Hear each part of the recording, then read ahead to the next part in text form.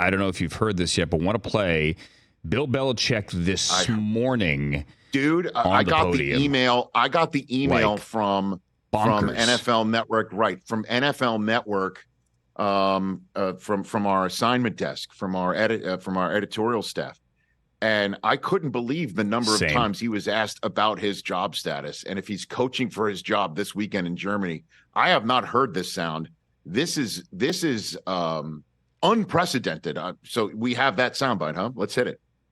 Have you been given any assurances from ownership about your job status for the rest of the season? Yeah, my focus is on get ready for the Colts.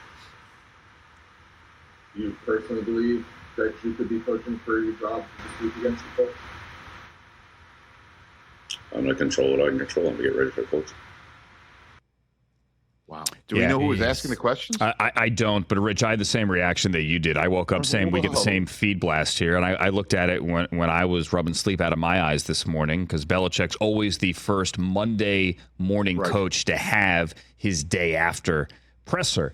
And the idea that he was asked repeatedly, like, hey, are you going to be a Dennis Allen? Was it Dennis Allen fired on the flight home from London? I mean, that's not how it was worded, but the idea that we're even having this conversation after Jonathan Kraft was seen, like, you know, people are saying, what was Jonathan saying to his dad when CBS caught them coming back from break yesterday? Were they talking about the coach? I mean, it's just bonkers.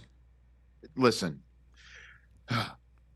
I will say this. You can't predict anything in the NFL ever, right? It's a narrative generating machine that creates one moment after another, one drama after another, one storyline after another that you just can't expect.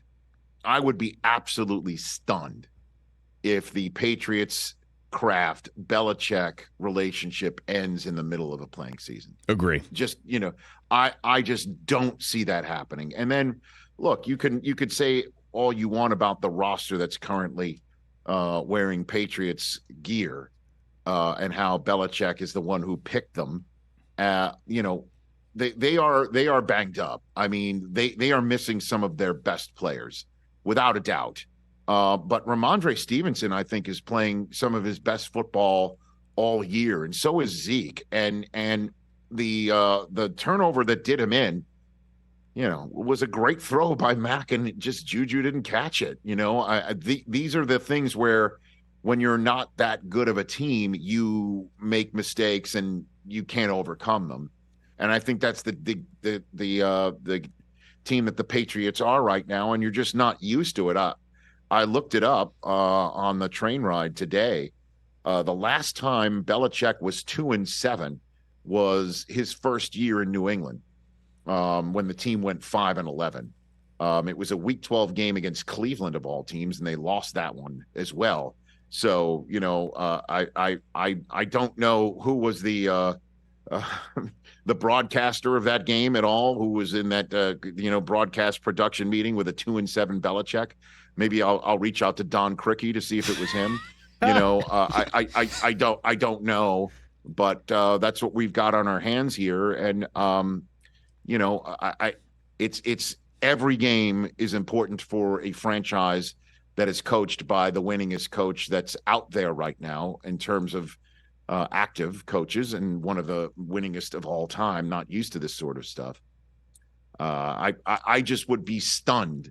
And, you know, I thought Bill handled the question really well, because I'm sure deep down he wants to say, like, excuse me, like, really? You talking to me? Exactly, like full on Travis Bickle on him, you know, and that's a Taxi Driver reference. So bottom line is just looking around, like, really, are we really asking me if I'm coaching for my job in Germany that I might get fired on the flight home? I just don't see that. Just to put in, you know, if Mayo is the coach in waiting, they're not going to bring him in as the interim in the middle of a season. I just don't see anything like that happening. And then apparently, you know, Ian Rappaport was the one who reported a couple of weeks ago on Game Day Morning is that they signed him to a very lucrative contract extension. So the bottom line is, you know, if this is the end of Belichick and the Patriots by the end of the year, this is by no stretch ever the end of Belichick with the New England Patriots. I mean, relationships obviously fray when you part ways after a long time, but they're always repairable. And one day we will see Aaron Rodgers waving to the adoring crowd in Lambeau the same way that we saw Favre do it, and he left them under circumstances far more awkward and dismaying for him. I just don't see that. What a question to ask him. I can't believe I sent that to the group. I'm like, I can't believe this is the backdrop of the Patriots game, and we've got another one on Christmas Eve night in Denver. Catch the Rich Eisen Show every single day on the Roku channel, 12 to 3 Eastern, for free.